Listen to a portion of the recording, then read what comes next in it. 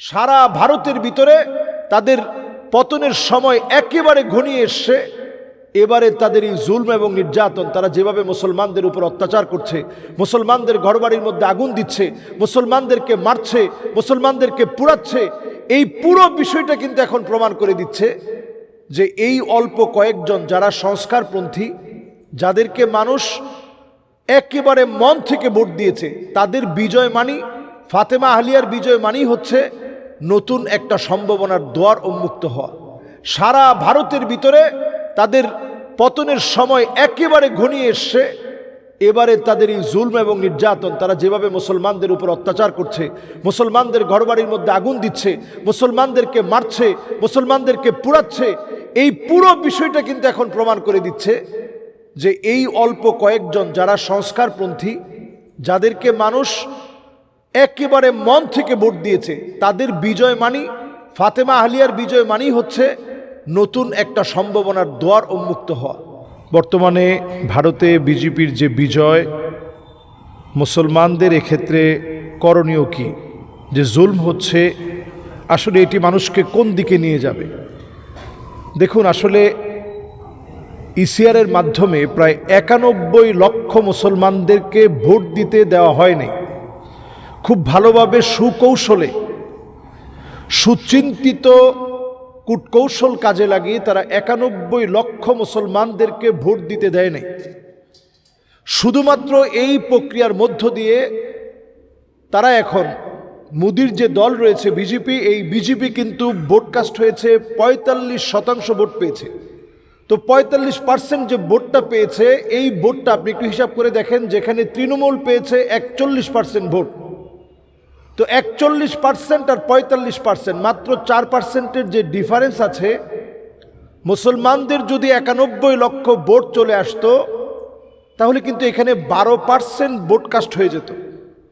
যদি সাথে আপনি 12% যদি যোগ করেন, তাহলে এই মুসলমানদের ভোট ব্যাংক, যেটাকে ইসিআর করে দেওয়ার মধ্য দিয়ে, ইসিআর প্রক্রিয়ার মাধ্যমে যেটাকে বাতিল করা হয়েছে, 91 লক্ষ মুসলমানদেরকে তারা হয়রানির শিকার বানিয়েছে। নাম শুনেই মুসলমানদেরকে ভোট দিতে দেওয়া হয়নি, নাম শুনেই মুসলমানদেরকে ভোট দিতে দেওয়া হয়নি। ভোট কেন্দ্র থেকে মুসলমানদেরকে ফিরিয়ে দেওয়া হয়েছে, ভোটের অধিকারকে ছিনিয়ে নেওয়া হয়েছে। তো এই যে তারা এই কাজটা করেছে, অত্যন্ত সুকৌশলে এই কাজটা করেছে। আমি মনে করি এবারের বিজেপির এই কর্মকাণ্ড 91 লক্ষ মুসলমানের ভোট বাতিল করে দেওয়ার মধ্য দিয়ে তারা তাদের পতন ডেকে এনেছে, যেটার একটা অনন্য প্রমাণ হচ্ছে থালাপতি বিজয়। সেও কিন্তু একজন অমুসলিম, কিন্তু অমুসলিম হওয়া সত্ত্বেও আপনি একটাবার কল্পনা করেন, তার নিরঙ্কুশ বিজয় হয়েছে, মুসলমানরা তাকে নিরঙ্কুশভাবে ভোট দিয়েছে।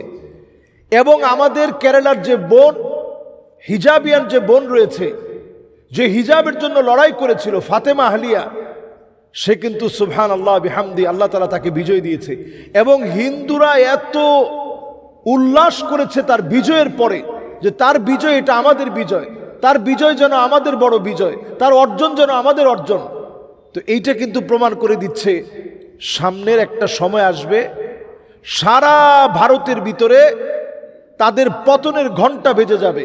সারা ভারতের ভিতরে তাদের পতনের সময় একেবারে ঘনিয়ে এসছে। এবারে তাদের এই জুলম এবং নির্যাতন, তারা যেভাবে মুসলমানদের উপর অত্যাচার করছে, মুসলমানদের ঘরবাড়ির মধ্যে আগুন দিচ্ছে, মুসলমানদেরকে মারছে, মুসলমানদেরকে পুড়াচ্ছে, এই পুরো বিষয়টা কিন্তু এখন প্রমাণ করে দিচ্ছে যে এই অল্প কয়েকজন যারা সংস্কারপন্থী, যাদেরকে মানুষ একেবারে মন থেকে ভোট দিয়েছে, তাদের বিজয় মানি, ফাতেমা আহলিয়ার বিজয় মানি হচ্ছে নতুন একটা সম্ভাবনার দুয়ার উন্মুক্ত হওয়া। সুতরাং থালাপতি বিজয় সহ এরা হিন্দু হলেও সবাই কিন্তু একরকম না।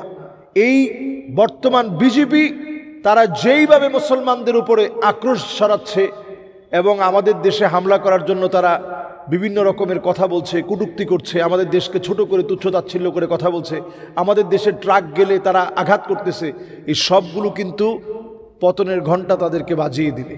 কাজেই এই সময়ে আমাদের মুসলমানদেরকে, অন্তত যারা সেখানকার মুসলমান আছেন, মুসলমানরা ঐক্যবদ্ধভাবে, এবং যারা মুসলমান হিসেবে নিজেরা জুলমের শিকার হয়েছেন, ঐক্যবদ্ধভাবে নিজেদের হাতিয়ার, নিজেদের শক্তিকে একত্রিত করে তাদের বিরুদ্ধে নিজেদের চেষ্টাকে চালিয়ে যেতে হবে এবং খেয়াল রাখতে হবে কোনোভাবে যেন অধিকার থেকে আমরা বঞ্চিত না হই। এই অধিকারের ব্যাপারে সজাগ থাকা লাগবে। যে বা যারা যেখান থেকে আমরা দেখছি, আমরা প্রত্যেকে ছড়িয়ে দেওয়ার মধ্য দিয়ে আমরা সংঘবদ্ধভাবে জালেমদের বিরুদ্ধে আমরা প্রতিবাদ গড়ে তুলব। আসসালামু আলাইকুম ওয়া রাহমাতুল্লাহি ওয়া বারাকাতুহু।